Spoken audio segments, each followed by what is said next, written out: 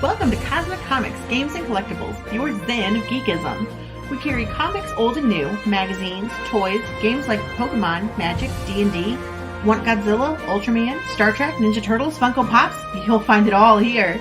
Shop our Cosmic Sound Room and pick up a record or two. Enjoy our Comic Coffee Lounge with a cup of Sasquatch coffee or a delicious menu item while geeking out over a super cool movie on our big screen. Come by and say hello to Maui. Cosmic Comic, Games and Collectibles. Superman loves us, and so will you.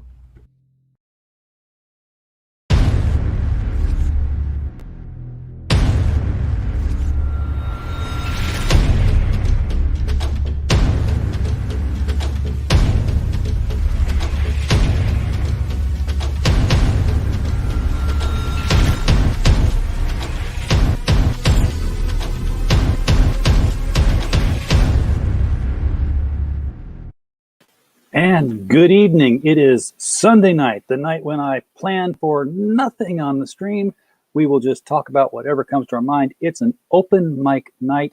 It's your show. So that's why there is, yeah, get this right. Yeah, the link is, it's almost right there. I could just reach out and pull it in. It's right there at the top of the chat. It's locked on. Just click on it. You'll come right into the studio. I'll be able to see that you're there. As long as you're not naked with your junk flying out, we will probably bring you on the stream and you can talk to us about comics, pop culture, whatever have you. Yeah, common sense kind of things. Because I got to be careful now because we're monetized and we have, we have ads that will show up.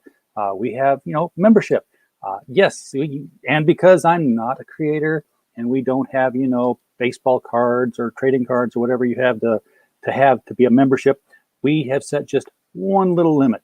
Just to say that, we can't take memberships. We've got that little 99-cent membership limit. If you want to click on it, we do have rewards. We will send every new member one of these 3-inch Critical Blast holofoil stickers and one of these Critical Blast 2-inch keychains. So, if you sign up to be a member, we'll get your deets and we will package these out to you. We've already had people sign up, which surprised the hell out of me because I'm just me. I wouldn't pay to see me. So that's, beside the point. Oh, James is in the chat. James is one of our regulars on our open mic night, not coming on due to allergies tonight, but working on Dark Goddess. Okay, well, yeah, sniffle in peace there, man. It's a bad time of year for people with allergies, and heads down over the work. Get that Dark Goddess stuff turned out. Action Toys channel is in the chat, also bringing all the action. Glad to see you there. Dojo Kun Comics is out there. Might be coming on a little later if his better half gets back with the puppy. So we look forward to possibly seeing that. We do have people in the back room. We have Mike Walters from the Mike Stand. Hello, everybody. Hey, how's it going today? All right. How about yourself? You know what? Doing pretty good. What did I do today? Did I do something today? I watched a bunch of Ancient Aliens because I've got to write the review on that. And I started prepping up next week's interviews because we have stuff every night next week. We have Barb Kaelberg and Scott Wakefield will be on tomorrow night. They're from Borderline. Barb will be at 7 and Scott will come in at 8. We'll do an hour with each. And then Tuesday is the 25th of May, also known as RJ's birthday. We will have John from Beyond on. It's hard to say. Talking about Black Tiger Hidden Dragon, his new comic he's crowdfunding. Wednesday be a little bit different. We're going to have John Robinson on. He's an author. And his book is Sunshine and the Full Moon. He'll be on at 7 p.m. Central. Thursday, we'll have the team from Zaid Comics on. So that will be, I've been wanting to have them on for months and months now. We've never really made it happen, and now we are going to. Nothing on Friday. Friday is the day I travel. I'll be going back to St. Louis that night, so there will be no show. And then Saturday's open. I didn't schedule anything for Saturday yet. It's not the LCS guys show. That was last night. And then, as I recall, didn't you have some like 3 shows yesterday? I did have 3 shows yesterday, but that's 3 shows is nothing, Mike. Three shows. I had Nina Oberlein on, and then I had Rich Parada on, and then we did the LCS guys, and they weren't even all back to back. But you Yeah. know, it I was think like one was, if I remember correctly, one was at 1, one was at 3, and then one was at 5, right? something like that. Yeah. The Well, I time think zone I differences. think your 1 o'clock show, in fact, I think went if just from what I was seeing, I think you were in direct competition with Crumbly on the Oh, probably, Knuckleheads. Yeah. probably. Yeah. She's got like crazy hours. She put up. I was always putting up. My subs and watch hours and saying, hey, we got to get the watch hours up. We're there with the subs. She's like at 10,000 watch hours, but she doesn't have the 1,000 subs. I'm like, you must be doing like 50-hour streams and 20 people watching, because I don't know how you got that many hours in without having that many subs. Well, yeah, I'm kind of. I think I'm in the same boat because of the fact, of course, I live stream, basically 5 nights a week. Every night. Yeah. So, and I do have my like 5 or 6 very committed, fans, as it were, subs, all that. But I've only got 119 subscribers right now, so I'm a long way off from that 1,000. But I'm still working on it. I don't know how I got the subs.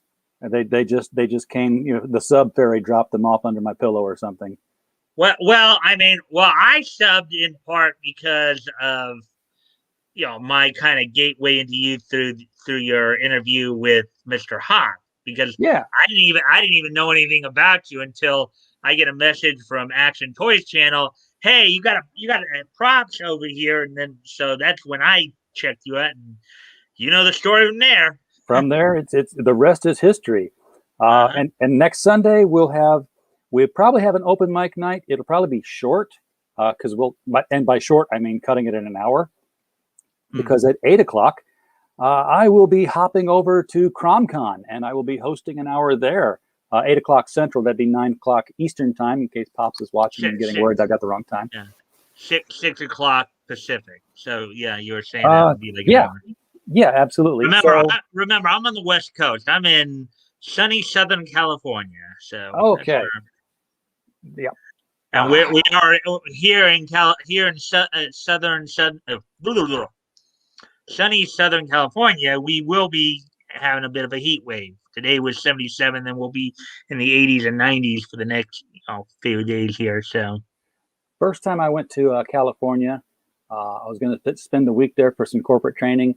My wife was going to go with me, and we were like, what do we pack for California? I'm like, I don't know. I've seen Baywatch, so I assume you wear light clothing. It was November, and we were going to Sacramento. We got off the plane and froze to death. We had to buy clothes while we were there. Yeah. What a lot of people don't understand is that just about everything, culturally, socially, economically, geographically, Southern California and Northern California are two distinct regions. Just draw a border and make them separate states. That way we'll get that out of our head. Then we'll know that Southern California. There are a few of us who would love to see that happen. I mean, we've had people try to split it up into 6 or 6 to 8 states. It's just that you have to have the state legislature want to do it. You have to get permission from the U.S. Congress to do it. The only problem is that the Democrats don't want it because they have all the power. And if we were to split California up, they would lose a little bit of their power. Yeah, because the northern half is more conservative than the southern half. Well, it's more in the the eastern half and the northeastern half is more basically the closer to the coast, the more liberal. The further away from the coast, more towards the Sierra Nevada and all that, it's more conservative. So, I mean, even Orange County isn't as conservative as it used to be. Yeah, and it's a situation like in Illinois. We'd love to see Chicago and Cook County just become the state of Cook, but then that would be the Democrat representation of Illinois right there, and all they would do is create a Republican representation, a new Republican representation of Southern Illinois.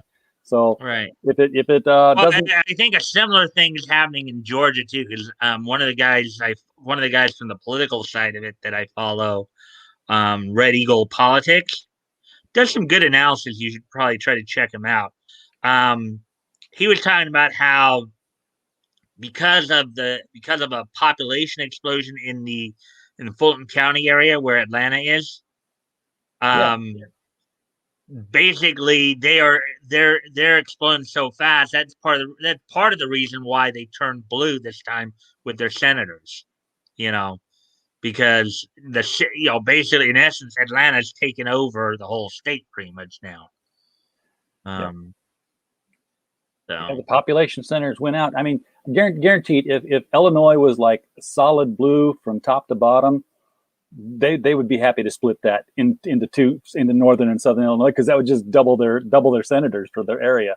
mhm. But if it's going to create a new GOP senator and increase that number, then it'll never happen. And it's going to be true on the other side too. If you got a Republican state that would Right. split and create a new Democrat seat, there's no way they'd allow that either. So it'll never. I say it'll never happen, but it's not been that long ago, in relative history terms, that Hawaii became a state. I mean, there's people still alive today that remember Hawaii and Alaska becoming states. Maybe not Alaska. Well, yeah, Like, because those happened they happened, I think, just a few years apart. They were the 49th and 50th state, yeah, respectively. In fact, I think if I remember correctly, I think Hawaii became a state in like 1959, I believe. yeah. And then we've had states disappear that used to be here and they're not here anymore. The state of Franklin, which is existed pretty much between Pennsylvania and Ohio, and just dissolved and got absorbed into Pennsylvania and Ohio. So Yeah. that's gone. Who remembers? Well, the I don't think Franklin? that was ever an actual state, but there's probably a proposed state. Well, of course, as you know, too, I think prior to, or just prior, I think, to the Civil War, in fact, West Virginia had broken off from Virginia. Yeah. You know, so. Well, now there's talk though. Now there's talk that there's been this movement, they called the Greater Iowa Project, in which counties in eastern Oregon, northeastern California, and want to basically separate from their states and become part of Idaho, Greater Idaho. Yeah.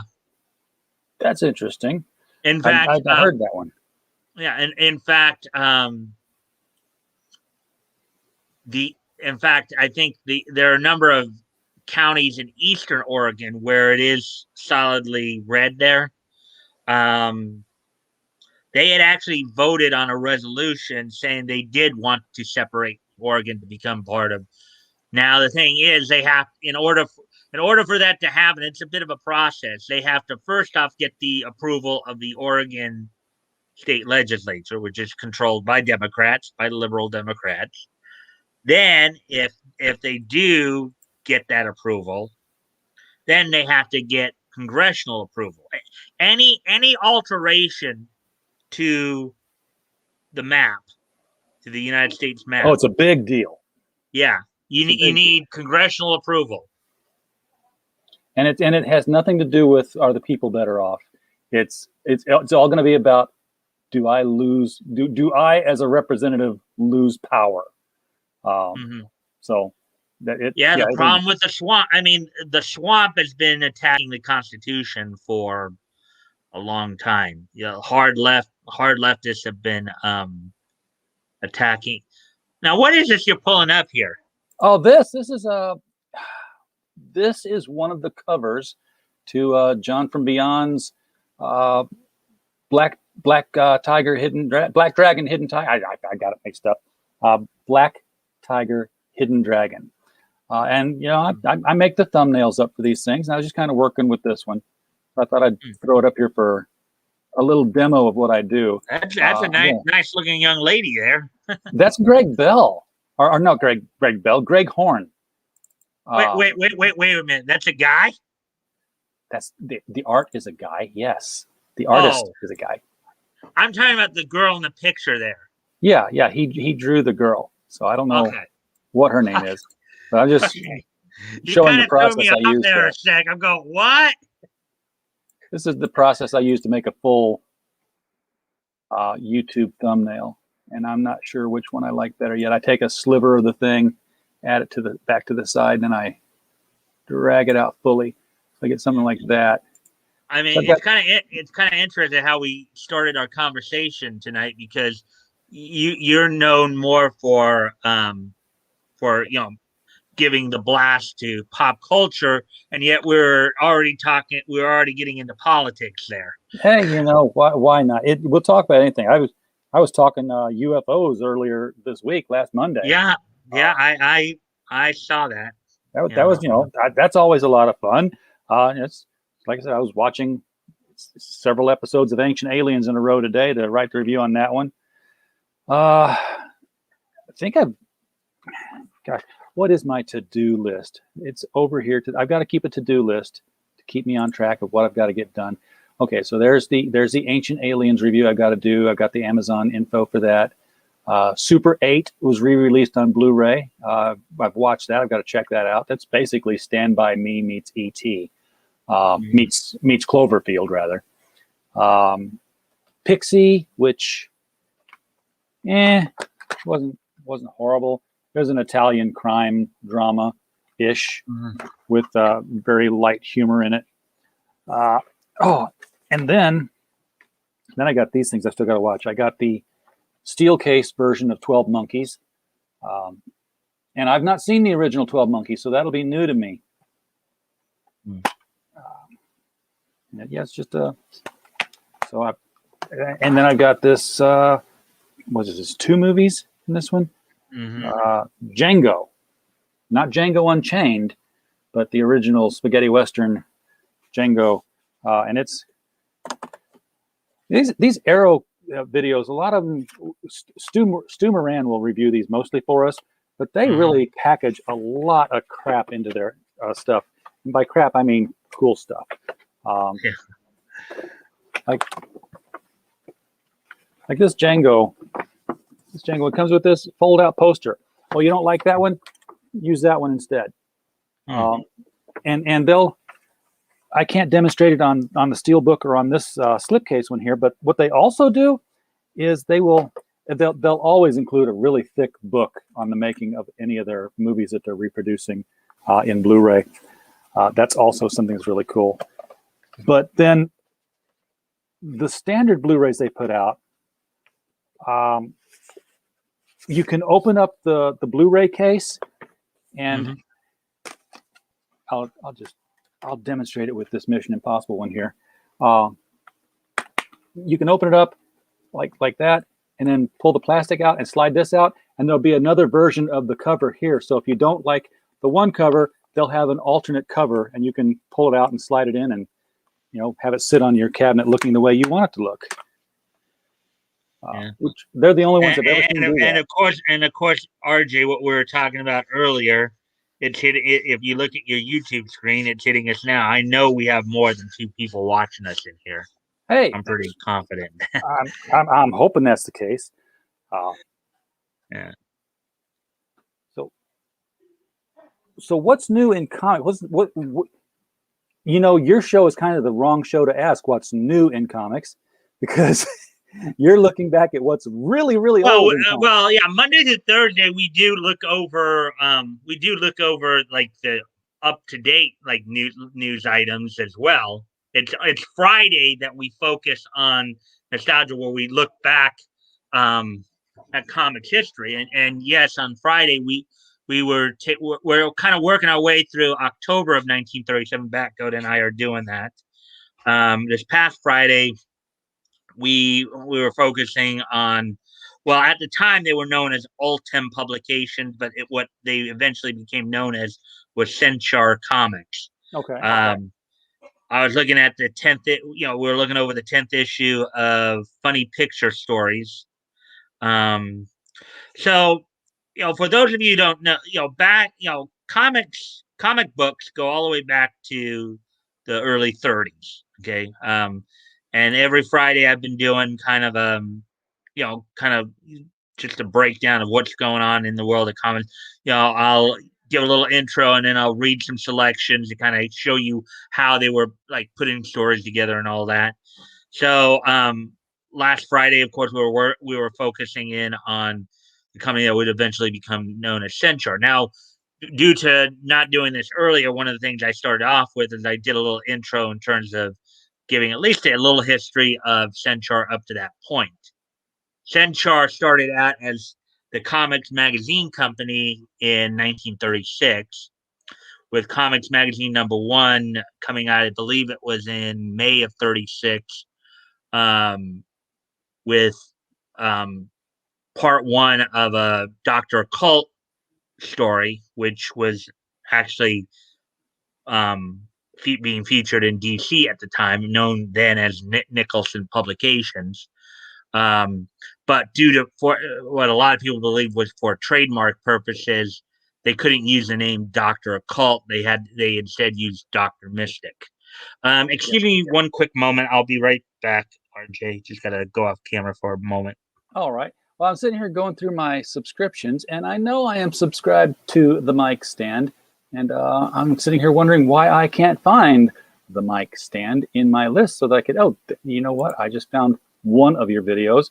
It's probably going to start popping up and playing. Nope, it's not. This is one you've got ready to go in a few days here. So let me just hit the link here, pop, copy, and I'm going to put the link out here for folks to go to Mike's channel. Check that out. If you want to get in on the news of the week and, on Fridays, find out what's, going on, what went on in comics history. You're still a few years out from getting to that big watershed moment of Superman in Action Comics, aren't you? We're more like a few months, because right now as I said, right now I'm working my way through October of 1937. Okay, now that's based on sale date, not cover date. On sale date and cover date are two different things. Usually the cover date will be 1 to 2 months ahead of the on sale date. So let's say if the cover date is February, it's most likely it went on sale probably in December. Yeah, cover dates are one of the unique things about comic book floppies. Not so much that they had issue numbers. We know that they were serialized, but because they had cover dates, they, were qualified as what you were known as periodicals, just like magazines. This is important depending on what state you live in, because when I was in Illinois and would buy comics, guess what? If you bought comic books the day they came out, there was no tax, because periodicals were exempt from being sales taxed. Now, once it had passed that cover date, it went into being a collectible. And when they put it in the white box with a bag and backer on it, now it's a back issue, it's a collectible, and they could put their own price on it, and that had to be taxed. So your back issues were always taxed. Yeah, well, because the initial on sale, now, just goes to show you, I'm sure you may still, I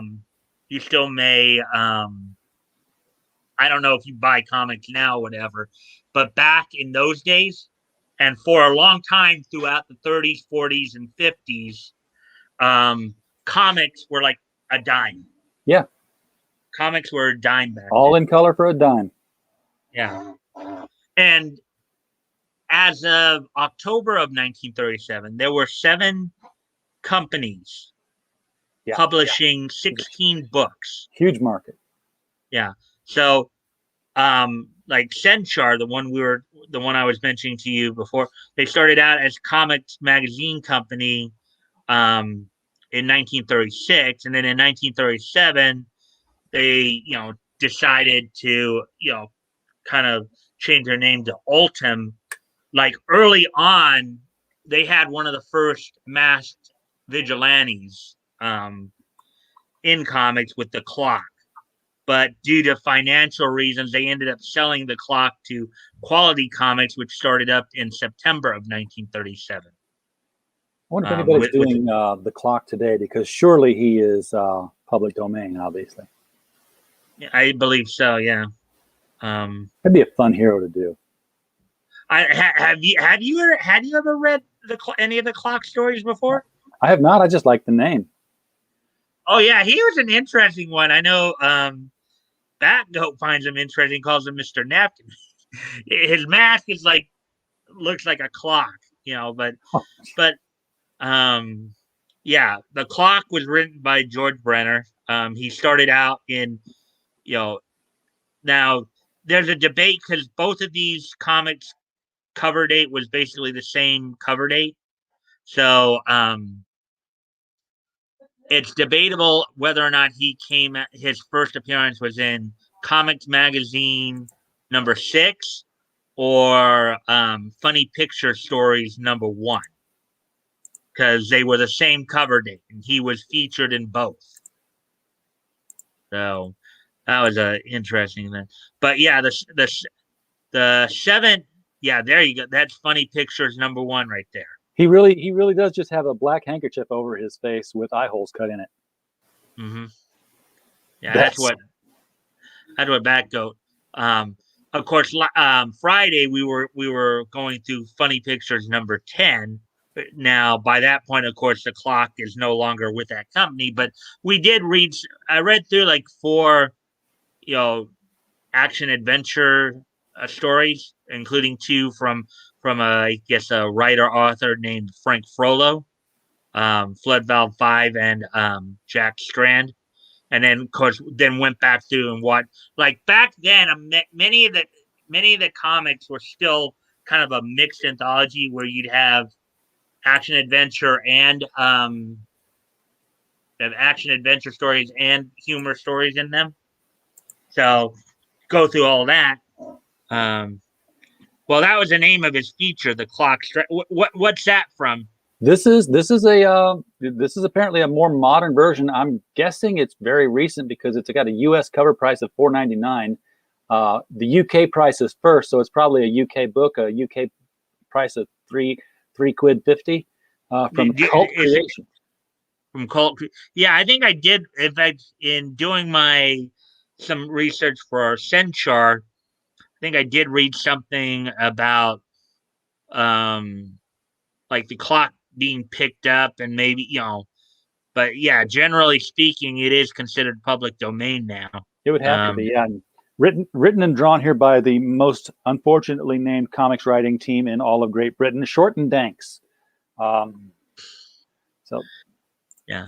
Well, okay, the guy who created the clock was George Brenner. Yeah. Often signing his name Geo Brenner. So, and that's funny too, because one of the things I found, got back in the 30s there, guys who are named George, they would oftentimes shorten their name to Geo. Yeah. Oh, that went all the way up into the 70s, I would think, because I remember reading phone book and saying, "Who's Geo?" And it's like, "No, it's George." I'm like, "Oh, why didn't it just say George?" Yeah. Actually, I kind of wish you had been able to drop by on Friday because one of the other stories I read was a story called Sunny Darling. I think I think a lot of people in here would have enjoyed that story because it does kind of draw some parallels today to what's going on today. Just think the idea of Sunny Darling, and then that's that title in of itself. Oh yeah, I can imagine. With exception, no, of course, has a totally different outcome than it would today. Well, yeah. But yeah, when you get to Superman, though, that'll be obviously going to get a lot more interest in that. Yeah, you're going to get the hardcore comics fans wanting to see Dr. Occult and Mr. Mystic and the Clock. But I did an article a while back, and I did a panel at a comic convention on it. That grew out of a Toastmaster speech I did on the same subject about Superman, which basically said that Superman was completely unoriginal because there were 3 Superman characters before Siegel and Schuster put their character out. And the first one was strange visitor from another planet who was able to leap tall buildings in a single bound, and that was John Carter. He was the alien planet was Earth, of course, and he went to Mars, and he was stronger there because of the lesser gravity, Mm-hmm. and he was able to leap higher and fight. So that was one. Then of course there was Gladiator, which was the Philip Wiley novel. Mm-hmm. A guy who nothing short of a bursting shell could penetrate his invulnerable skin. He was literally called a Superman in the book's blurbs, and he was created by his father, who injected him with a serum as an infant so that he would grow up to be strong. He went into war and lifted tanks and stopped bullets, but he eventually had a dismal ending because he couldn't relate to anybody. And then the third one was a guy named Clark, who had a Fortress of Solitude. And if you wanted to see him while in the city, all you had to do was look up, and away to the 80th floor of the Empire State Building, where Clark Savage had his operation. But now you're mixing two separate continuities there, because the Fortress of the Fortress of Solitude, yes, was actually more of a Earth 1 Silver Age creation. The Superman of Earth 2, the Golden Age Superman, never had a Fortress of Solitude. And for that matter, they didn't really delve much into his time between him landing on Earth and him going. At first, it was Cleveland before they settled on Metropolis. Well, yeah, they had to make a fictional city. But now, when does the Silver Age start? I thought the Silver Age started in '64. Well, no, technically, what they might say the Silver Age, or like, it was Showcase number 4. Yeah, well, okay. Technically, it could actually be traced back to the mid 50s, believe it or not. 56. I got my numbers transposed in my head. Yeah, well, I think it goes back as early as 55, even though some of the Superman and Batman stories, some of the early Silver Age Superman stories go as far back as 53. Yeah, I think the delineation line I remember Bob Rozakis always saying for Batman was yellow circle, Silver Age, no yellow circle, Golden Age. Yeah, that's partly true, because the Batman of the Golden Age, you could argue, was a bit darker than the Silver Age. And he didn't have the yellow version. Oval on there. He just had a black bat. Right. Because so a lot of people would say that the delineation line that separates between the Golden Age of DC and the Silver Age of DC, was probably in 1985 with the introduction of the Martian Manhunter. Yeah. So that's where the delineation comes in. Here's what was basically happening at that point. So the first superhero wave of the Golden Age, that started with Superman in the late, in 38, and then would kind of build up throughout the World War II period in the 40s. Okay.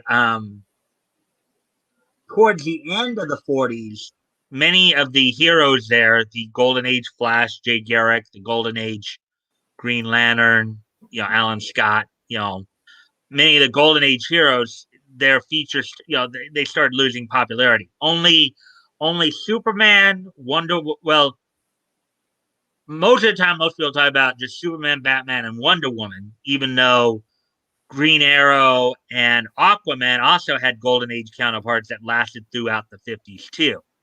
So those 5 characters, at least in DC, lasted straight through the 50s. Okay, whereas many other characters, kind of their stories had stopped being published for a while there. And they were you were starting to, and I think it was like 53, 54, maybe in part due to the becoming influence of the CCA and all that. You start seeing kind of people started noticing differences between Superman and Batman stories and all that. Whereas sometimes, like, the character seemed younger than, And yeah, and it says there Justice Society. That's one of the other differences between Earth 2 and Earth 1. Earth 2 had Justice Society as the main superhero team, whereas on Earth 1 it was um, Justice League. The Justice League, because it sounded more like a baseball team. He wanted to be more uh, attractive to the younger readers. This is this is Justice Society World War II, which just came out on Blu-ray this past week, and Right. well, the DC animated universe stuff pretty much came to a conclusion with the last movie they put out. I mean, it wrapped up that whole arc that began with Justice League Doomsday, or Justice League War, and Well, it which ended with DCAU? Because one most people know of is the one that started in the '90s, but I don't know if all the movies oh no were that's quite not as connected DCAU. to that universe. Yeah, the DCAU currently is when they had their DVD releases that were interconnected. They all existed in the same universe. DC Justice League versus Teen Titans, uh, Batman and Robin, Bad Blood. All those characters were existing in the same operating universe. That came to an end because the Flash went back. They lost miserably to Darkseid. There was too much. Even though they won, it was a Pyrrhic victory, and Batman tells Flash, no, Flashpoint's already happened, and Batman tells Flash, no, well, you know what you got to do. We can't go on like this. And he's like, are you sure? And he just takes off. You know that he's just going to change history again, and that's where it pretty much ended. It was pretty lame of an ending. But here, we know that the Flash, there is no Justice League at this point when this movie opens. This is the Flash is in Metropolis. He's having a picnic with his girlfriend, Iris West. And Iris West now has been updated to look more like the Iris West from the television series, in that she's African American. So it's not the redheaded Iris West from the comics anymore. He ends up, they're trying to get away from Flash business, trying to recoil, cool down. But things happen. Sirens go off, explosions happen. He's like, I gotta go. And it's a Superman Brainiac fight in downtown Metropolis. Brainiac got this great big super caliber kryptonite filled bullet, and he fires it at Superman. Flash races after it and grabs it just in time. He's going faster than he's ever gone before, and goes, he's gone. Well, he ends up in France surrounded by Nazi soldiers and the Justice Society, whom he's never heard of. And the obvious conclusion is that he time traveled. The thing is, he didn't. He didn't time travel at all, which was why he's never heard of the Justice Society. Now, when he comes back to his original time and place, he may have time traveled, but it wasn't just strict time travel. Yeah, he went on to another Earth, basically. Exactly. He went to the Earth too. So they're getting back into a multiverse again, because he had never even heard of Wonder Woman, and obviously a Wonder Woman in the past wouldn't make sense for the current DCAU. There was a Wonder Woman then. Now, I don't know why apparently they haven't introduced that Wonder Woman yet either in the new DCAU, because he didn't say, Wonder Woman, what are you doing here? You would think that he would know Wonder Woman since he knew Superman. So the only conclusion you can draw is that she hasn't been introduced yet into the new DC animated continuity. This all ends up with him getting back to his time and place, and exact moment he left, Brainiac's destroyed, and Superman says, "Hey, thanks for the assist. Good teaming up with you." And Flash starts leaving and says, "Hey, we should maybe make this some sort of an official contact where we are in touch with each other all the time, and so we can join together for big things like this." And Superman's like, "You mean like a club?" So there was no Justice League, but Barry Allen now is the one who comes up with the idea of forming the Justice League, which again aligns with the television show stuff. I wasn't crazy about this one. It was okay for what it was. I gave it 3.5 out of 5. And I think we lost him. Or did I lose connection? Well, I still see that I have Wi-Fi, so I'm going to say that I'm still here. Anyhow, this is currently up there on criticalblast.com. Anybody wants to read everything about the review is welcome to do that. I'll even take the link here and I will put it in the chat. So anybody wants to follow that and take a look at it. Mike is back. Mike is back. The connection went out on me for some reason. I thought it was my connection for a minute and that I was talking into the void, but I saw my little Wi-Fi you were still coming through. I was like trying to sit there and then I looked down and saw that my connection was temporarily out. And I'm going, oh man. Yeah. So every once in a while, StreamYard pops up a little message that says your connection is weak. I'm like, yeah, I've seen that before on my stream too. Like they'll say that it's unstable and fairly good, and then so yeah, I'm basically back now. Well, you brought somebody with you. We got Herrenberg. And then and our Echo. So yeah, I'm basically back now.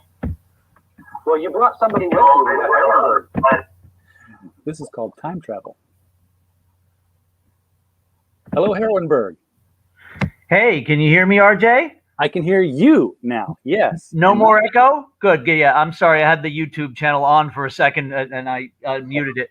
I've done the same I'm thing. good. No echo? Yeah, I've had to do the Absolutely same thing too. Okay. So Good. Yeah. Hey, good evening. Just popping in to say hello and on the open mic night. Yeah, we were. Hi, Mike. How you doing? hey, Heron. All right. Very cool. Yeah, we just came back from 2 days of doing Three Rivers Con here, and it was really fun. And yeah, tell us about that. Well, we interacted with a ton of people, made a lot of new fans. We had one didn't show up. So we had 7 ladies out, 3 on Saturday, 4 on Sunday. We're posting all the photos from that. Marvin did really well. He sold out of his book. Marisha wasn't there from Music Maker. She had to go to Florida, but we sold out of her book, 10 copies. And so we had Grant Lankard from Beowulf, the Cool. guy that just he was across from us. We shared with him, and he sold probably over 40 copies of his number 1. And finally, Wayne Brown was there, the guy that does, of course, Like Father, Like Daughter, and our book. He brought all of his art, and he did very well. So he'll probably be tripling up with us at Steel City Con in 3 weeks, along with Marvin. And yeah, it was all good. And we posted some stuff last night on our socials. We're going to post a few more things tonight. And as far as other people that were there, of course, of Caleb Thusat from Village Comics, Super Cats, etc. Yes. He came in and he was right across from us vending. I think he did well. As far as other crowdfunding people, we met a guy that we hadn't seen since about a year and a half ago. He goes professionally under the name DP Brown, and he has a Kickstarter out now called Theme of Thieves, which the art is by Pittsburgh area artist Dan Ekus. So we're going to forward that over to you. It has over almost a month left, so there's plenty of time. But, yeah. Anyway, yeah, it looks like kind of an interesting adventure superhero story. So yeah, a new Kickstarter from the general Western Pennsylvania region to promote. What else? I don't know. There were food trucks and what else? Let's see. Ron from Dead Dale's Comics was there from Ohio. Who else? The guy from Sirius Entertainment was there. Sirius Comics. Yeah. Okay. You know him? I know the comic company. Yeah, he's from Cooperstown, New York. He hasn't put out anything since the mid 2000s, but he did a lot of stuff for Joseph Linsner. That's how I know it. The Dawn books, right? Yeah, he did some Dawn books, and he did something called Poison Elves as well. That was a book by a guy I think who passed away. And hold on a second, somebody's calling. That's Marvin. Hello, Marvin. I'm on Critical Blast, so I'll call you back, eh? Okay, bye. just tell Marvin to jump on the line. You can talk here. Yeah, I guess if Marvin can sign in too if he feels like it. Anybody can. But what were we talking about? Oh yeah, so the guy from Sirius Entertainment, he was very cool. Like so he was selling his Dawn books, and also I found out something very interesting. I don't know what big of a music fan you are, but the guy from Sirius Entertainment was Gary Newman's merchandise guy for a long, long time, and he has met Gary Newman's wife, Gemma, and his daughter Persia. And I'm also a huge Newmanoid, so we kind of bonded over that. And yeah, because Gary Newman actually put out a record called Dawn in the late '90s, and guess who did the alternate cover art for that? Oh, really? Linsner. Yeah, there was yeah. Linsner did the cover art for Gary Newman, so that was crazy. So we talked about that a little bit, and I don't know, cosplayers were out in force. I saw a Starlight. I saw the Tick. I saw a bunch of others that I enjoyed. I've never seen the Tick cosplayed. I bet that there was a great blue Tick, great guy playing a blue Tick. Very nice. That was probably the best one I saw overall, and the funniest too. But yeah, I mean, our ladies, of course, were there doing, our characters, and they're the actual actresses, and yeah, they definitely stood out. People were really happy to see them and took lots of photos and whatnot. So yeah, overall a good weekend. And in 3 weeks we have Three Rivers Con, and then in July we're going to Big Apple in New York and Terrificon in Connecticut. There's a con here where I'm at in Northwest Arkansas, NWA Con. It's in Rogers, Arkansas, and what's it called again? NWA Con. It's Northwest NWA. Arkansas. Okay, no relation to yeah. Okay. No. It's totally different con. Well, yeah. Okay, I take it has nothing to do with the rap group, right, exactly. or the professional wrestling organization. Neither one. But it's like I went to their page, which says, "Hey, here's our guests." I went to their Facebook page that said, "Hey, here's the link to our page." You know what I couldn't find anywhere? Contact us. They had absolutely no way to contact them. So I was not able to say, "Hey, if you're looking for local guests in the area that write books and publish them, and it's not like they're not Raise without." your hand. Yeah, I was trying to, but they don't have an email. They don't even have a message. You couldn't even message them on Facebook. Bizarre. So yeah. And they apparently do a lot of voice actors there. Monica Rial is going to be a guest there in Rogers. So I'm like, yeah, so who isn't going to be there, obviously. Yeah, I know. But I was like, I told Tug, I was like, I'm definitely going to this, just to say I was at the same place. Do some field reporting for Tug, yeah. Yeah, I could do that. He's done it for me, so I'd be happy to turn it back around. Pops Van Zant's in the channel. Hello, Pops. And this is, time for me to say again that I will be guest hosting a panel at CromCon next Sunday at 8 p.m. Central, 9 p.m. Eastern. And I need to bring people with me. And I'd love to just bring a whole bunch of people from Comicsgate to talk about their books and talk about why they're Comicsgate. I think that's the more important thing to talk about. Push their books, obviously, get people to notice them. But no one really talks about the philosophy anymore other than defensively because they get accused of stuff. So I'm like, yeah, guys, you can come with me and you can talk there. And we'll give you an opportunity to. And you know what? Well, if we have 5 people, we'll have 5 different opinions on what it means. So. Very cool. So yeah, so we're making big plans to go to Terrificon. That'll probably be the highlight of the summer. Billy and Niall will be there, and Jimmy and Amanda, and Mamiati? Yes, yeah. Mm-hmm. Cool. And a few others. I can't remember them right now, but yeah, it's going to be very nice. So that'll be a really fun time. I like following Jimmy on Twitter. He and I sometimes we butt heads, but he's never blocked me, and we've never called each other names. He handles himself very professionally. No, I think he's a lot. Let's say a reasonable centrist, I would say. Yeah. And of course, Amanda's art is amazing. So yeah, we are getting the 4 of us, Marvin and I, and the lady who plays Arctica and her boyfriend. We're getting a Airbnb above a Irish pub. Oh, Graham Nolan. That's right. I forgot. Of course, Graham Nolan will be there. We can't wait to meet him. And we're getting an Airbnb above an Irish pub in Norwich, right outside.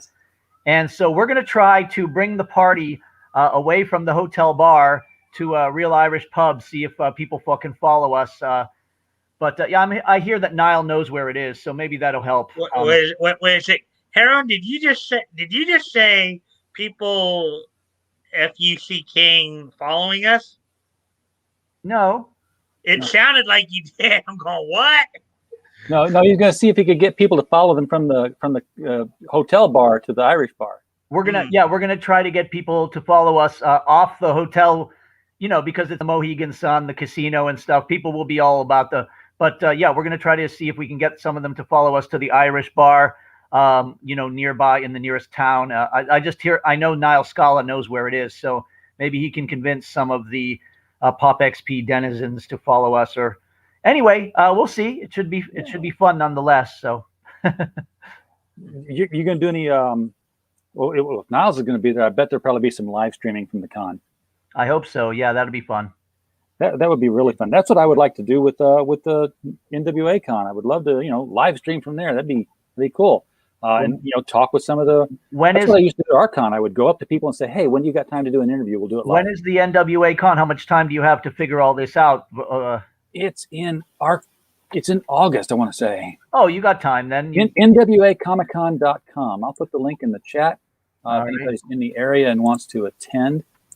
Boom, there it is. And it is August 7th and 8th of 2021 at the John Q. Hammonds Convention Center in Rogers, Arkansas. And like I said, tickets are $25 per day. Pre-sale pricing available until 11 p.m. on August 6th, online only. And then after that, it's $40 for the weekend, pre-sale pricing. Kids 10 and under free with a paid adult. Wow, there's no tickets at the door. It's just a WordPress page with no contacts. Whoa. I know. And weird. And you look at it, it's like not even a phone number. Yeah. But they're going to have Samantha Smith, Austin St. John, CJ Graham, Nicole Brown, Monica Rial, Jason Marsden, John Beatty, who did, Secret Wars and Captain America. Suzanne's cosplay will be there, and Crimson Haze cosplay will be there. So more guests to be announced. If they're wondering why they haven't had more guests sign up, maybe it's because they can't reach you. that might be quite a hindrance if they can't reach you. But they do have a link to their Facebook page, and I went to there. I was like, I'll just message them on Facebook. No, I won't. They don't have the message button turned on. So I just responded in one of their posts. I'm like, hey, how do we reach you? And we'll see if they respond to that. Is this a Comic-Con that you're talking about? It says Comic-Con, NWA Comic-Con. Yeah, apparently. Okay, one comic book person there. Try fan. I don't know if you've heard of this one, fancons.com. Where's the nearest comic store? Maybe they know something. Well, the nearest comic store to Rogers, that is. Yeah, the nearest comic store to Rogers. There might be one in Fayetteville, which is about an hour south. I mean, all we know is Kapow in Arkansas. So yeah, there's one that's in Bentonville.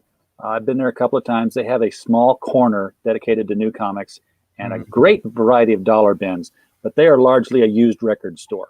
That's the majority of their inventory.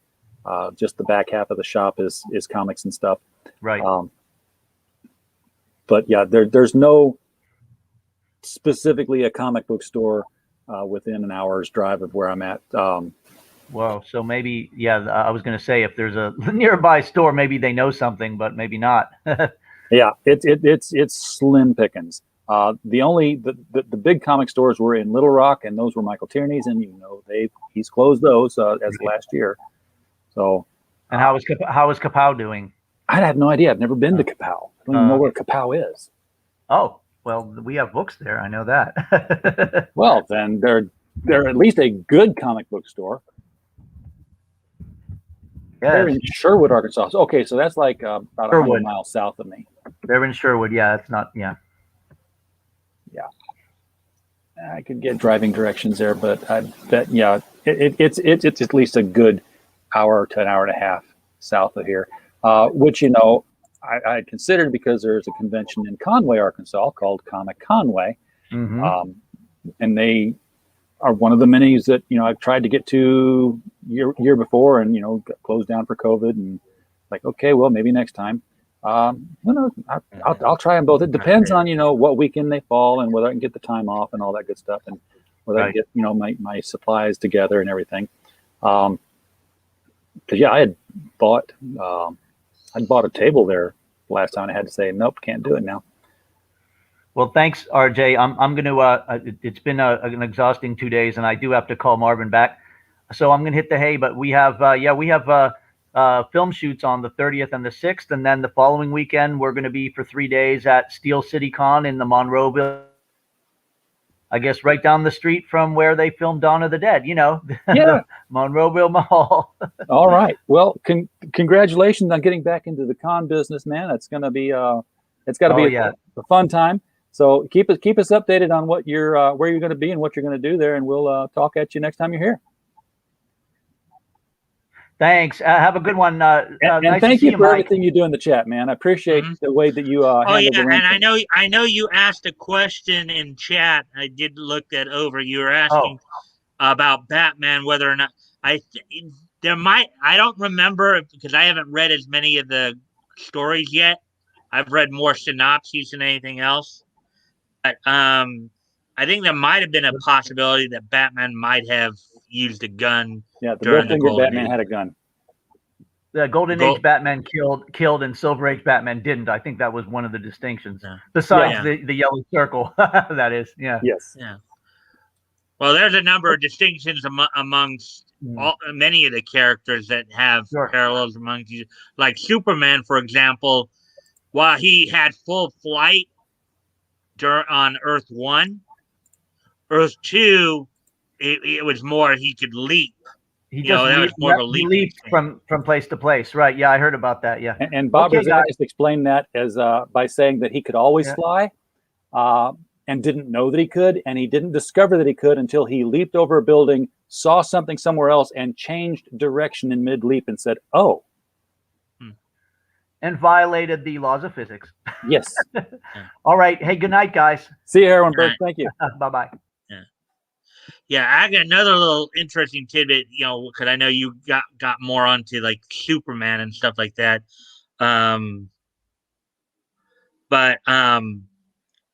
See, now as I probably explained before, Siegel and Schuster were pretty well known and popular writer artist combo back there in the 30s. After Superman, yeah. Well, I mean, they had a number of other. Slam Bradley, as I've talked about on a few occasions here. As I recall, I believe Slam Bradley and Dr. Occult, who were also their properties, they were used as models for Superman. So, in terms of, I guess, his look. So, Slam Bradley, Dr. Occult, Bart Regan, Spy, Steve Carson of the Federal Men, Sandy Keene of Radio Squad. Those guys were all Siegel Schuster works there. Yeah. And have you ever read their original Superman character, The Reign of the Superman? I've never actually read.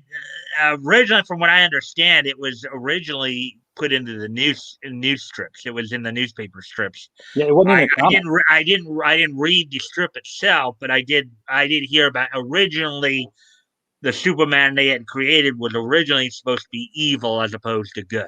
Yeah, he was a villain. It was more of a chapbook kind of thing. It was.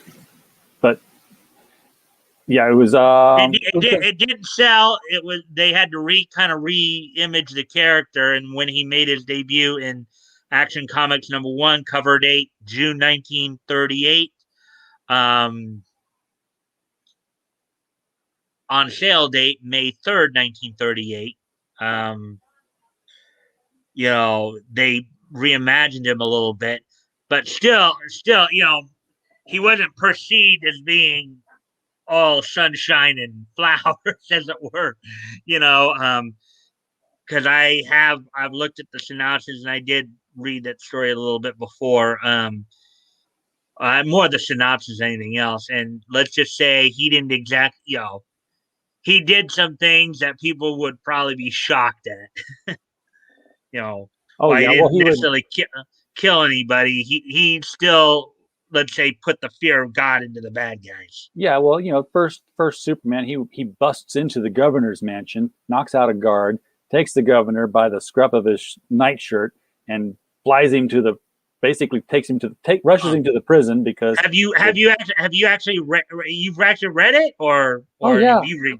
I've Okay. I've got reprints of it. I've got the hardcover of the archives, the Action Comics archives versions. So I have read it. But yeah, he didn't have much. He wouldn't break the law, but he didn't have regard for the law if it meant saving somebody. So an innocent man's Which I believe, because of some of those annex, particularly earlier on, I believe that may have been what eventually led to, the CCA, because one of the things that he was being accused of by Frederick Warden in Seduction of Innocence, or I don't know if it was Warden himself or some people were basically saying that Superman, as Siegel and Schuster had imagined him, was a bit of a fascist. Yeah, yeah, it was his way or the highway. Like I said, if you're gonna if the guy's on death row and it's counting down to midnight and the governor hasn't called the hotline yet to pardon him, then he'll just bust down every door there is and knock out everyone in his way to get to the governor. Says you need to make a call now, even if the governor doesn't want to make the call. He's like, no, you're making the call. That was, Yeah. but that was that was the empowerment factor of it. We don't want to be ruled by a fascist, but inside, none of us wouldn't mind being one, because Well, I think there is a natural feeling as human beings that we want control over our own lives. yeah, We don't want no. I think it just goes against our human nature to be subjugated by anybody.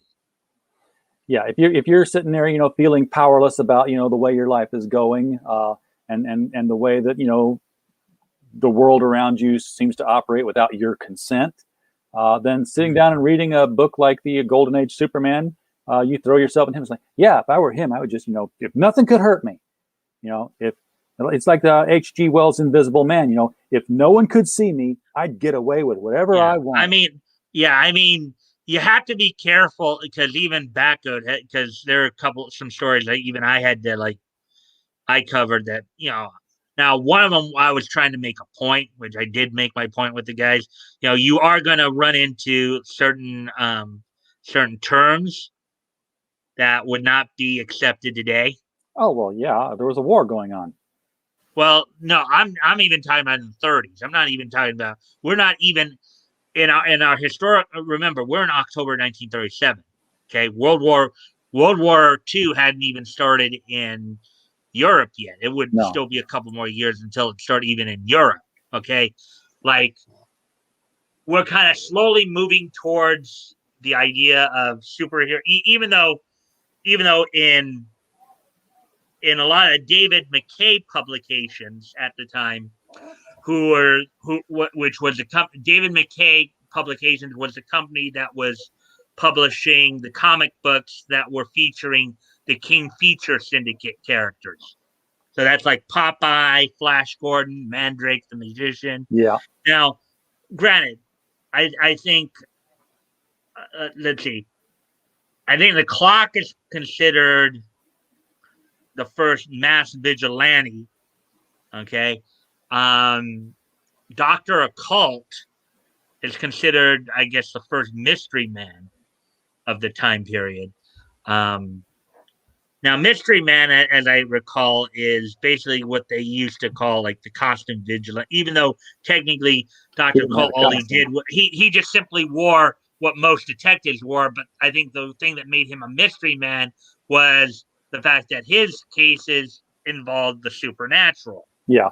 Sorcery and all that. So, and earlier on, from like 33, from when Eastern Color first started doing those, first started doing promotional comic books, until it got into full swing in July of 34 with Famous Funnies #1.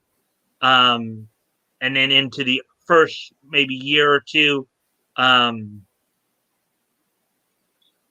many of the books were more mixed anthologies.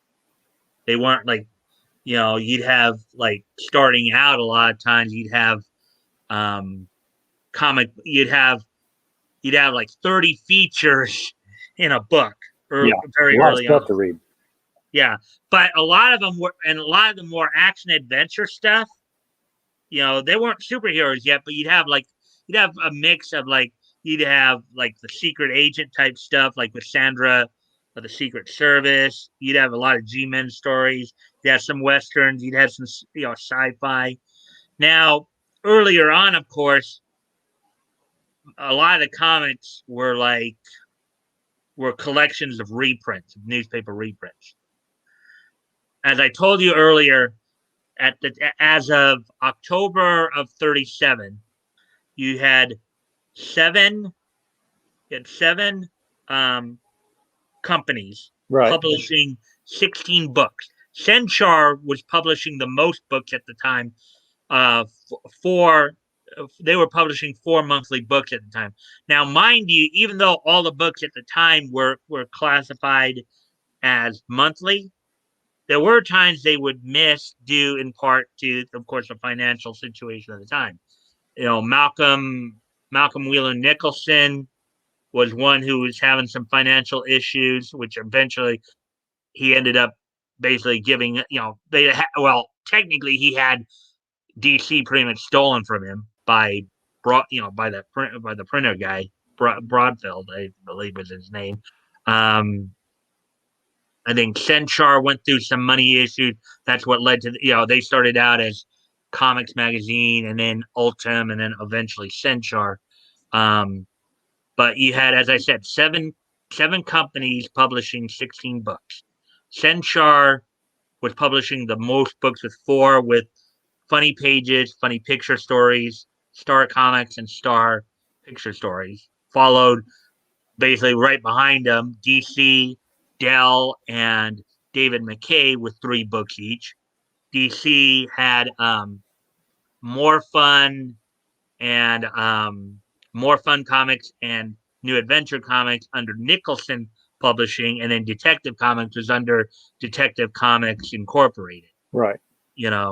And then Dell had Popular Comics, the Funnies, and the Comics, even though the comics were technically classified as a monthly title, but they were a little bit more sporadic. And then in 38, they kind of became more like a bi-monthly title. And then David McKay, as I said, was featuring comic books that were featuring King Feature Syndicate characters, which at this point in time, they were doing King Comics, Ace Comics, and Feature Book. Now, Feature Book, kind of the unique thing for the time, what Feature Book was. Feature Book was, I guess, somewhat akin to what DC Showcase became later. But instead of being a preview book like Showcase was, it was like every month when they'd come out, they'd feature a different character that they were doing. So like one of the first books that came out was with Dick Tracy on it. They were doing some Dick Tracy stories. Now, a lot of the Dick Tracy newspaper strips were being handled by Dell in Popular Comics. Right. But David McKay was doing a lot of King Feet. So they were doing, like, as I said, Popeye, Flash Gordon, Mandrake the Magician, and like it was the guys like Flash Gordon and Mandrake who were considered like the superheroes of that time, even though they were not like Flash Gordon was a space adventurer, with him and Dale Arden, and then of course the guy we were talking about the other day, Alex Raymond, as I found out, was the guy who was the creator of And then Mandrake the Magician was, who led the way for guys like Zatara as well, and Sargon the Sorcerer in DC. And then after those three companies, and then let's see, at the time, let's see, Eastern Color was still publishing Famous Funnies, which was all exclusively reprints, or almost all exclusively reprints, newspaper reprints. They were publishing one book. United Features was publishing one book at that time, which was Tip Top Comics, which was again just primarily reprints. Most of the companies were like I think DC and Centaur were the only two at the time that were doing more predominantly original content.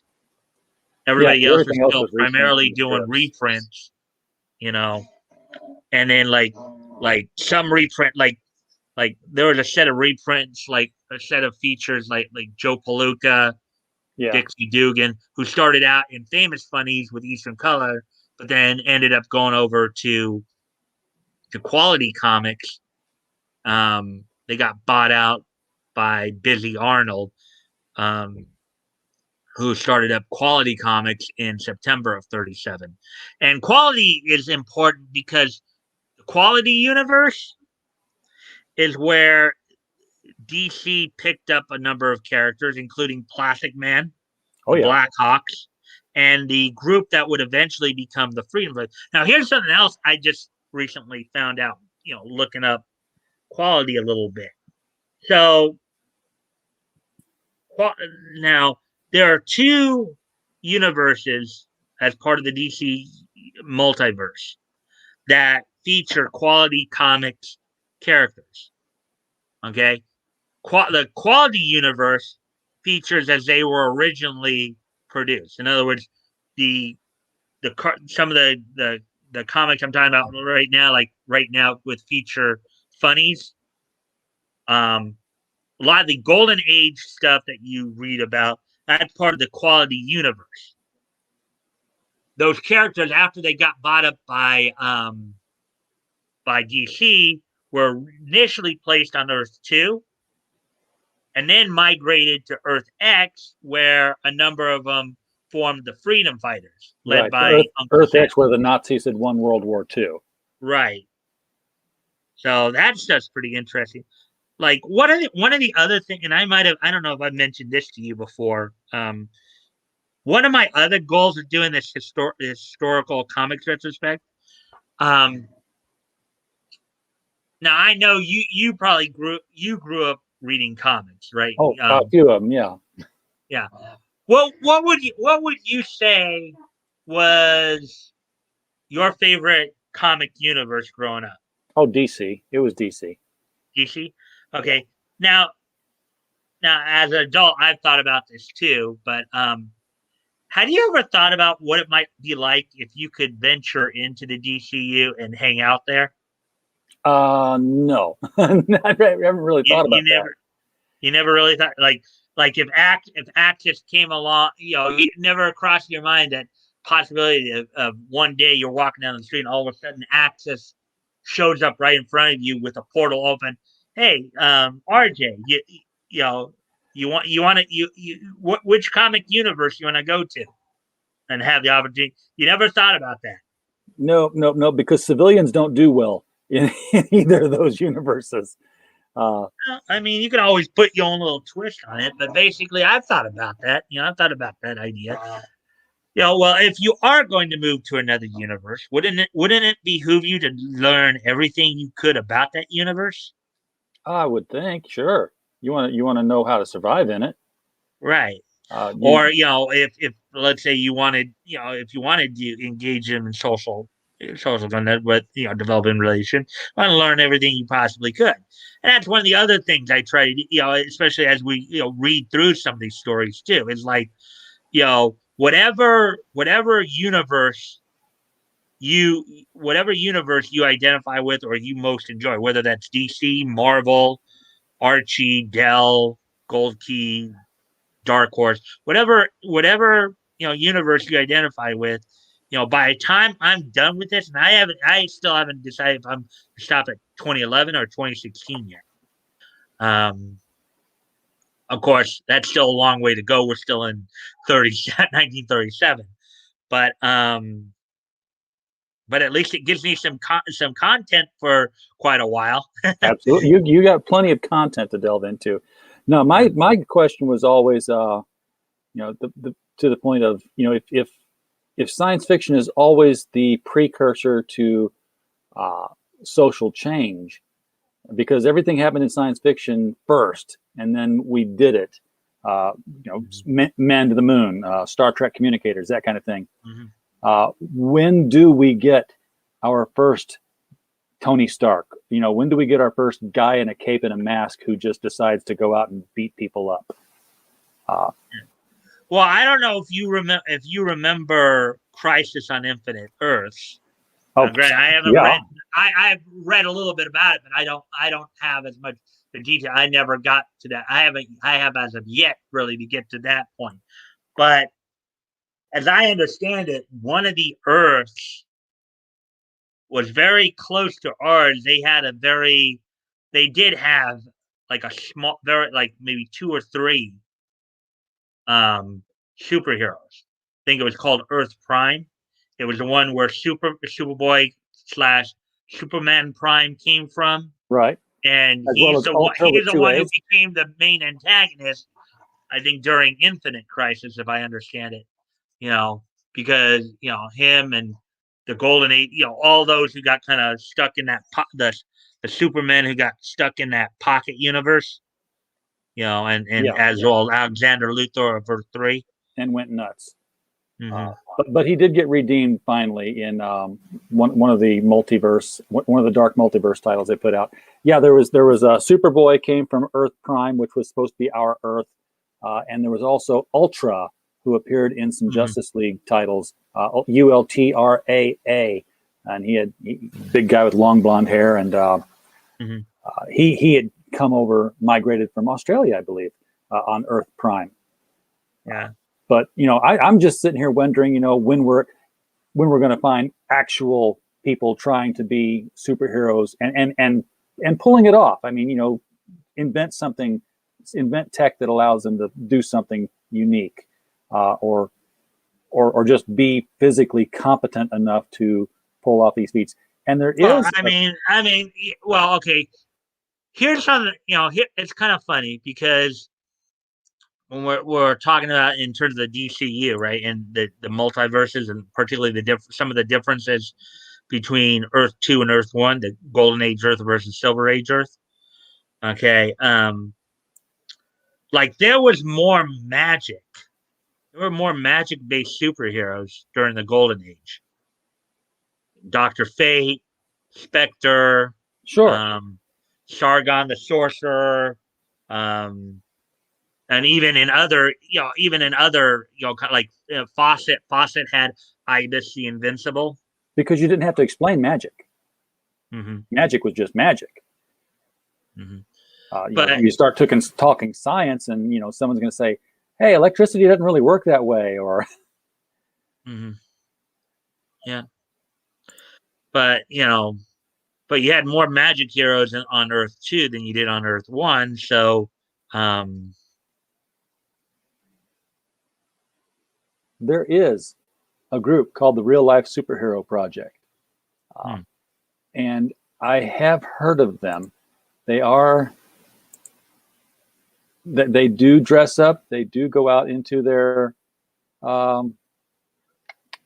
respective communities, and they, basically patrol for drug deals and vandalism and stuff like that. And then they call the cops. So it's a bit of a different thing. They don't act as vigilantes as much. They just.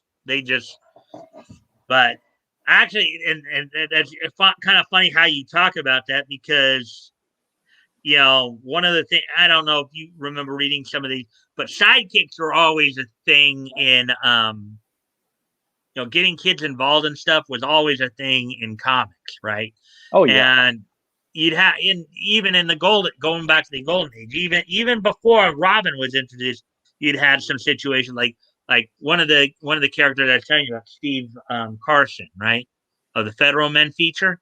Right. Okay, there were some stories that Siegel and Schuster wrote talking about a JFMC, a Junior Federal Men club, in which these were kids who basically went out and they kind of trained in the art of of criminology, as it were. In fact, one of the stories I'll probably be reading pretty soon here is Junior Federal Men versus Counterfeiters, in which the young men decide to get their practice in trailing people, and end up coming upon a counterfeiting scheme. So, just some interesting stuff. Even before you had more of the superheroes and more of the costumed heroes, you still had some features in some of these comics that were actually, as I said, you'd have a mix of different action adventure styles. Yeah. Well, that was to the youth characters. That was to give the younger readers a connection into the story. Right. So there was less hero worship and more, gosh, I could do that kind of thing. Mm-hmm. Yeah. Well, I was looking at some of these characters. It's kind of funny because one of the stories I read the other day, Senchar, Sunny Darling, did have a kid featured in it, but it was a negative representation. It was kind of a girly looking boy who was basically causing mischief for some construction workers outside his window. He decides he's going to be a little instigator and start shooting peas at him. Only thing is, one of the workers slipped and almost fell to his death, but only to have his foreman save him. His foreman decides to go after the kid. Now remember, this was 1937 still. Okay? Sure. So he went after the kid when and the kid's all crying, "Mother, father, help, help!" And the guy eventually explains to the mother, it's just they eventually call the police, and the police go and talk to the guy's manager, president. Once the guy explains to the president more or less sides with him, and then eventually the foreman shows the father the kids. So at first, the father is being perceived at the beginning of the story, being perceived to be more kind of a CUCK. Yeah. At first, it seems that way, but by the end, he and the foreman end up being the Chad story, because after he realizes what the kid's been doing, he basically puts him over his knee.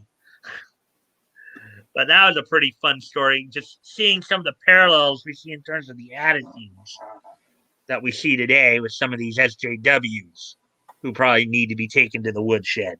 Oh, those old stories would never get published today. Yeah. I'm looking at this reallifesuperheroes.com. And I've been aware of these before because I read a book that somebody had written about them, where she kind of embedded herself with a group of them. I bet these guys would be fun to get on the channel. Do a talk with them. Looking at people who we got here. We got Regency. Well, here's the thing too.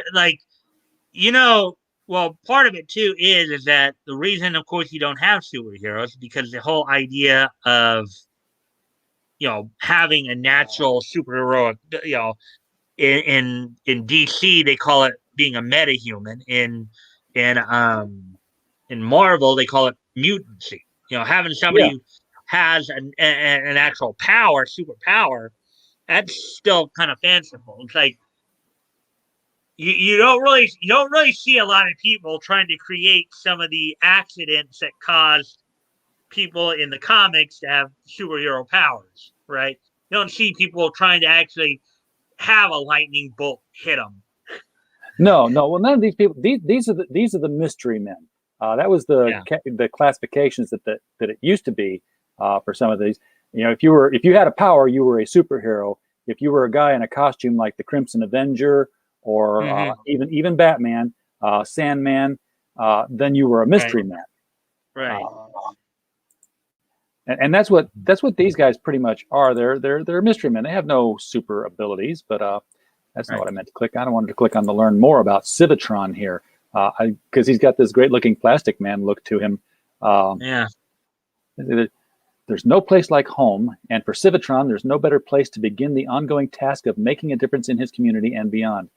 I believe that saving the world starts at home. I think one of the things that when we look at Batman, right? Look at Batman. You know, he classified as a mystery man, a costumed vigilante, as it were.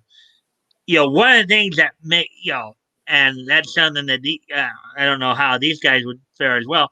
But look at what Batman had to go through in order to start his war on crime. Oh yeah, he had to. Yeah, I mean, it wasn't just a psychological drama. That's not the part I'm talking about. I'm talking about he had to get himself both in physically and mentally exceptional shape. He went out and studied many different disciplines, both physical and mental.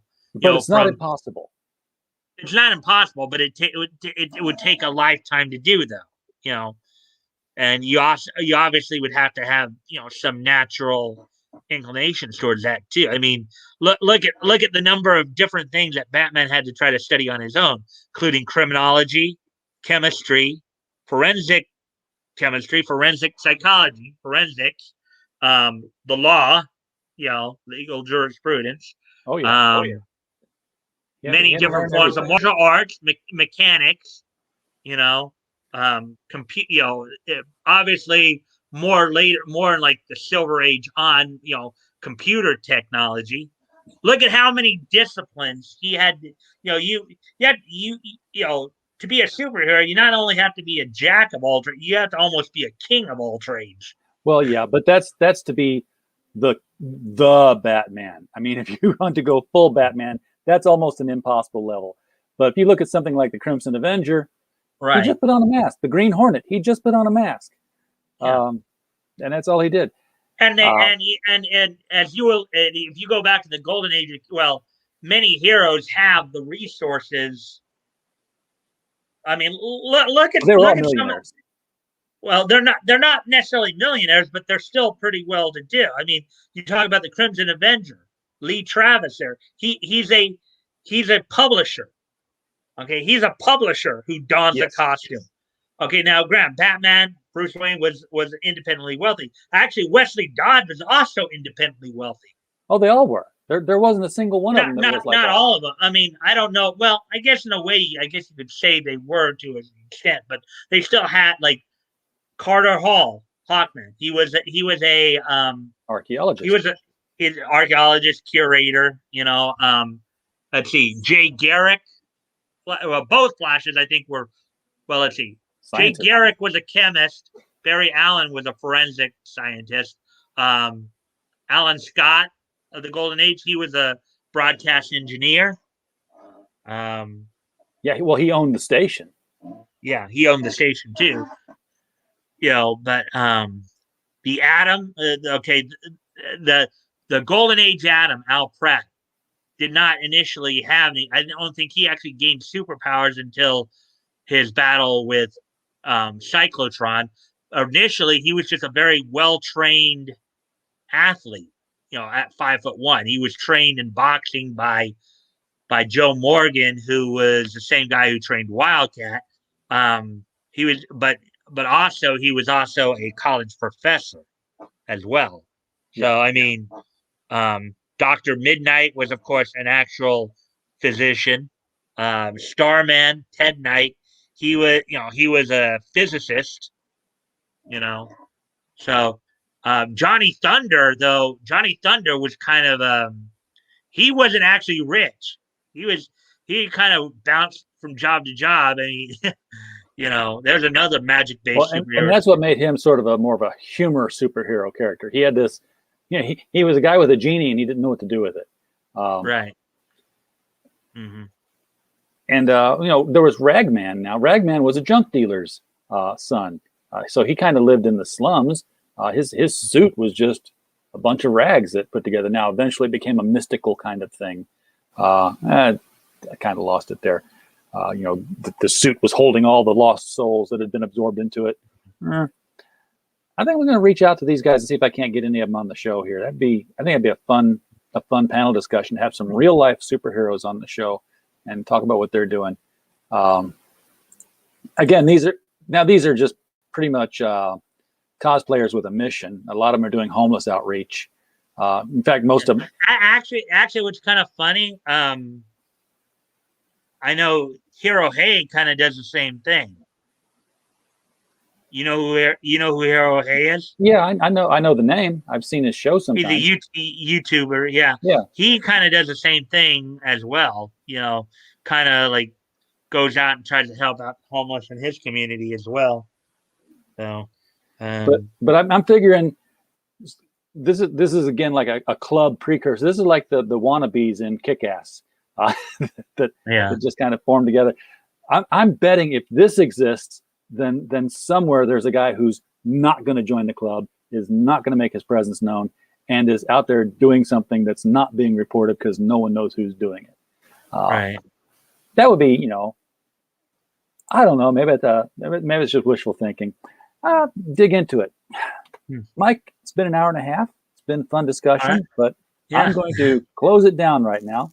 All right. And it was a fun time, and I'm really glad we got a chance to talk some Golden Age stuff. And I hope you found some of the stuff I said. I know some of it may be old hat for you.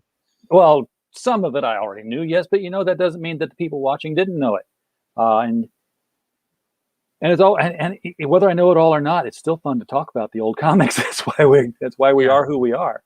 So, and since we are wrapping this up, let me just get one last pitch in. Yeah. So to let everybody know, I stream Monday through Friday. My show is called Mic Stand. I do basically each newscast Monday through Thursday, and then on Friday with my co-host Batgo, we look back at comics history. Right now, we're working our way through October of 1937, where this coming Friday, the 28th, we'll be looking at comics that went on sale in October of 37 from David McKay Publications and Eastern Color. So if you guys want to, hear a little bit more about, you want to hear a little bit about Popeye in the comic books, or even, see some of the reprints that came out that Famous Funnies did, guys should drop by and check that out. Learn a thing or two about some stuff. Definitely do that. Everybody hit the like and subscribe on Mike's channel, the Mic Stand, and tune in for news of the day, and of course that Friday show where you dig into the roots of this comic book business that we are all. That's why we're here. There's always stuff to learn. I love going back to Again, a lot of my comic book interests stem from the fact that I grew up watching Superman. I think I told you before. Well, keep digging into the history, keep the history alive, so people don't forget it, that let people appreciate where we come from, so that they don't. As soon as people start forgetting history, they'll start making it up, and we don't want that to happen. So, with that said, Mike, thanks for coming on the open mic night. We're going to for Halloween. We're going to do an operation game. We're just going to put a picture of you on there. And it's going to be the open mic night, and we'll just. Okay, that's a bad joke, but then again, maybe we will. So, everyone in the chat, appreciate you stopping by. We don't have a show without you, and as always, we just hope you had a blast.